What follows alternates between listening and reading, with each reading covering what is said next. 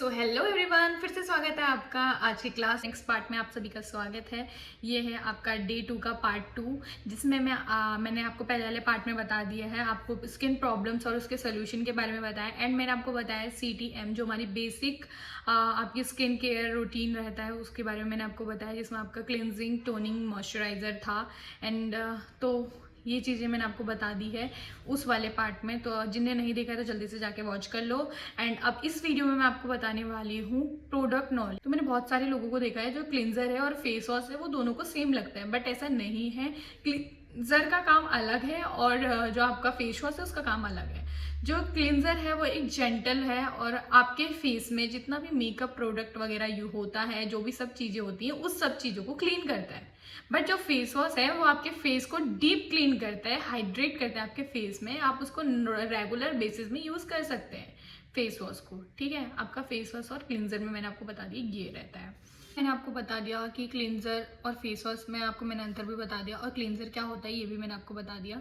Then उसके पास हमारे पास आता है टोनर। टोनर जो होते हैं हमारे 2 टाइप्स के होते हैं, एक होता है हाइड्रेटिंग टोनर और एक होता है एस्ट्रीजेंट टोनर। जो हाइड्रेटिंग टोनर होते हैं वो ड्राई स्किन के लिए होते हैं, जो एस्ट्रीजेंट टोनर होते हैं वो ऑयली स्किन के लिए होते हैं।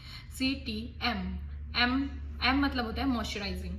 मॉइस्चराइजर क्या होता है, एक हाइड्रेटिंग मॉइस्चराइजर होता है और एक होता है ऑयल फ्री मॉइस्चराइजर। तो ये जो आपके फेस में आपको किस में यूज करना है, आपको ड्राई स्किन जो है उसमें आप हैवी मॉइस्चराइजर यूज करेंगे, और जो आपका ऑयली स्किन का उसमें हम बहुत लाइट वेटेड मॉइस्चराइजर यूज करेंगे। ठीक है, देन उसके बाद हमारे पास आता है P, जिसका हम बोलते हैं सन प्रोटेक्शन, मतलब सनस्क्रीन। तो जो सनस्क्रीन है ये बहुत ही इंपॉर्टेंट स्टेप है, इसे स्किप ना करें। जो सनस्क्रीन है वो आपके फेस को प्रोटेक्ट करती है सन से। तो आप लोग 30 या 50 SPF यूज कर सकते हैं अपने फेस पे। एंड मेक श्योर करें कि आप 2 से 3 घंटे बाद अपने फेस में रीअप्लाई करें सनस्क्रीन, ताकि आपका फेस और अच्छी तरीके से प्रोटेक्ट रहे। ठीक है, तो उसके बाद हम एक अब नए टॉपिक पे आते हैं। नया टॉपिक हमारा क्या है, वो है फेशियल स्टेप्स। जो हमारा एक बेसिक फेशियल होता है ना, नॉर्मली आप अगर किसी का फेशियल भी करते हो तो उसमें कुछ स्टेप ऐसे होते हैं, बेसिक होते हैं। मतलब ऐसा होता है ना, जो थोड़े एडवांस फेशियल होते हैं उनमें आपके 10 स्टेप हो सकते हैं, 8 स्टेप हो सकते हैं, 7 स्टेप हो सकते हैं। बट जो आपका एक बेसिक फेशियल होता है उसमें आपके सिर्फ 5 या 6 ही स्टेप होते हैं। तो सबसे पहला स्टेप होता है उसमें आपका क्लिनजिंग का। अब आप इमेजिन करो कि आप एक फेशियल कर रहे हो, तो उसमें आपको ये स्टेप करने हैं। तो सबसे पहले आप उनके फेस की क्लींजिंग करोगे, उनके फेस में जितना भी मेकअप वगैरह है उस सबको रिमूव करोगे, अच्छे से उनके फेस को पूरा क्लीन करना है। ठीक है, आपने उनके फेस को क्लींजिंग से पूरा क्लीन कर लिया। देन उसके बाद आप करेंगे स्क्रब। उनके फेस में आप क्या करेंगे, स्क्रब करेंगे। स्क्रब करेंगे, स्क्रब से क्या होगा, उनके फेस में जो भी उनकी डेड स्किन वगैरह होगी वो एक्सफोलिएट होगा, और धीरे धीरे उनके फेस में जो भी उनकी डेड स्किन वगैरह है वो रिमूव होगी। अभी कुछ फेशियल्स में हम मतलब जब हम मतलब प्रॉपर जो फेशियल हम स्टेप्स करते हैं उसमें बीच में अभी स्टीम भी आती है, ब्लैक हेड्स रिमूव वगैरह भी होते हैं। बट जो एक बेसिक फेशियल होता है उसमें हम लोग इस चीज़ में ज़्यादा ध्यान नहीं देते, हम बस फेस की क्लीनिंग में ध्यान देते हैं। तो अभी स्टीम और आपका जो ब्लैक हेड रिमूवल वाला है इसको हम उसमें पढ़ेंगे जब हम फेशियल के बारे में पढ़ेंगे। ठीक है, तो इसमें क्या हुआ, आपने स्क्रब भी कर लिया। स्क्रब करने के बाद क्या करेंगे, आप उनके फेस में मसाज करेंगे। मसाज क्या करता है, फेस को अपलिफ्ट करता है, फेस में हाइड्रेशन वगैरह देता है, आपके फेस को फ्रेश फील कराता है। ठीक है, आप हमेशा फेशियल अपवर्ड डायरेक्शन में करते हैं। ठीक है, देन उसके बाद आपके मसाज हो गई। मसाज के बाद क्या होता है, पैक लगता है। आप पैक लगाएंगे, पैक लगाने के बाद क्या होगा, आपके फेस में आपका फेस फ्रेश होगा, आपके जो पोर्स हैं वो क्लोज हो जाएंगे वापस से। मतलब जब आपने जो भी चीज़ें करी हैं वो सब चीज़ होने के बाद लास्ट में पैक लग जाएगा।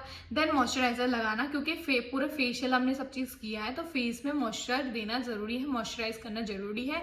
और अगर आपका क्लाइंट थोड़ा ज़्यादा दूर से आए तो उनके फेस में SPF मतलब सनस्क्रीन भी उनको लगा के दो, ये बहुत सही चीज़ हो रहती है। ठीक है, सीरम वगैरह यूज कर सकते हो आप, वो भी बहुत सही रहता है। सीरम के बारे में कुछ लोग बोलते हैं कि सीरम सीरम सीरम सीरम क्या होता है, सीरम क्या होता है। सीरम जो है ना एक ऐसा है जो एक पर्टिकुलर जो आपकी एक स्पेसिफिक प्रॉब्लम होती है उसको सॉल्व करता है।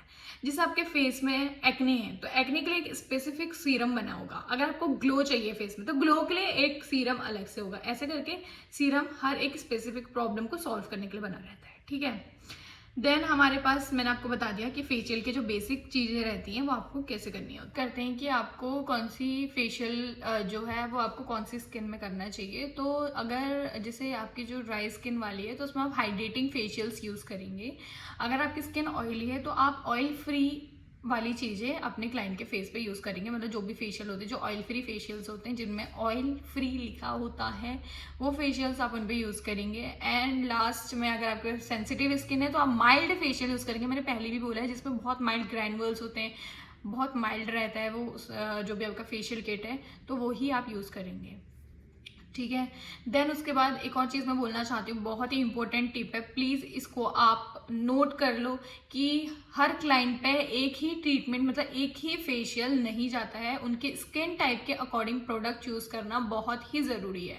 ड्राई स्किन और ऑयली स्किन पे आप एक ही फेशियल किट यूज़ कर रहे हो तो वो आपके फेस में पिंपल वगैरह होना स्टार्ट हो जाएगा। और हमेशा आप देखना कि जो आप यूज़ कर रहे हो प्रोडक्ट, उसको पहले आप अच्छे से एनालाइज करना, देख लेना, उसके इंग्रेडिएंट्स देख लेना, उसके बाद ही आप एक फेशियल स्टेप यूज स्टार्ट करना। वरना आपके क्लाइंट के फेस में पिंपल वगैरह, एक्ने स्कार्स, और बहुत से केसों में ऐसा होता है कि उनके फेस में पिगमेंटेशन भी हो जाती है, तो आप ध्यान देना। ठीक है।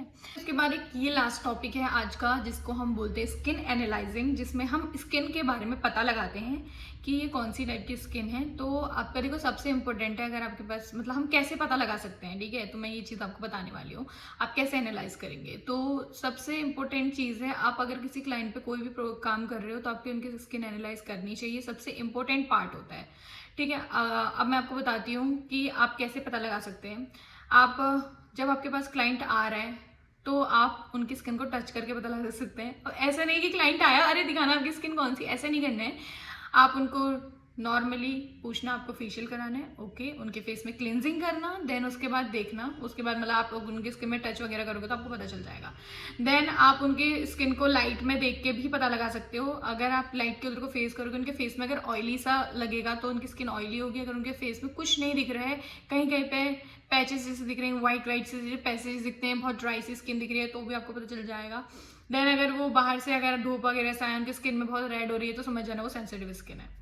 देन आप क्वेश्चन करके भी पता लगा सकते हैं क्लाइंट से। अब ऐसा नहीं पूछना है कि आपकी स्किन कैसी, क्या मतलब क्या है, ड्राई है, ऑयली है, ऐसे नहीं एकदम से, क्योंकि हर क्लाइंट, देखो वो मोस्टली क्लाइंट को पता रहता है, बट हर क्लाइंट को नहीं पता रहता कि मेरी स्किन कैसी है। और वैसे भी क्लाइमेट और ह्यूमिड के कारण आपकी स्किन चेंज होते रहती है। मेरी कभी ड्राई हो जाती है, कभी ऑयली हो जाती है, तो मेरी स्किन भी ऐसी है कि क्लाइमेट के अकॉर्डिंग, वेदर के अकॉर्डिंग आपकी जो भी फेस में आपकी टाइप रहता है वो चेंज हो जाता है। तो आप स्किन में कैसे क्वेश्चन कर सकते हो, आप उनसे पूछ सकते हो कि जब आप फेस वॉश करते हो तो आपके फेस में आपको कैसा फील होता है, आपको कुछ खिंचा खिंचा सा महसूस होता है, आपके फेस में आपकी ये नोज एरिया वगैरह में आपको ऑयल महसूस होता है, आपको कैसा फील होता है।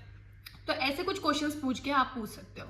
तो ठीक है, तो इस वाले में आपको यही सब मैंने आपको बताया है, यही टॉपिक थे। तो इसमें अगर आपको कोई भी प्रॉब्लम हुई है तो आप मुझे कमेंट करके बता देना। मैं नेक्स्ट वीडियो में या नेक्स्ट टॉपिक कोई भी कहीं पे भी मैं आपके क्वेश्चन को ज़रूर आंसर करूँगी। और वीडियो कैसी लगी कमेंट में ज़रूर बताना। मिलते हैं नेक्स्ट वीडियो में, तब तक के लिए बाय।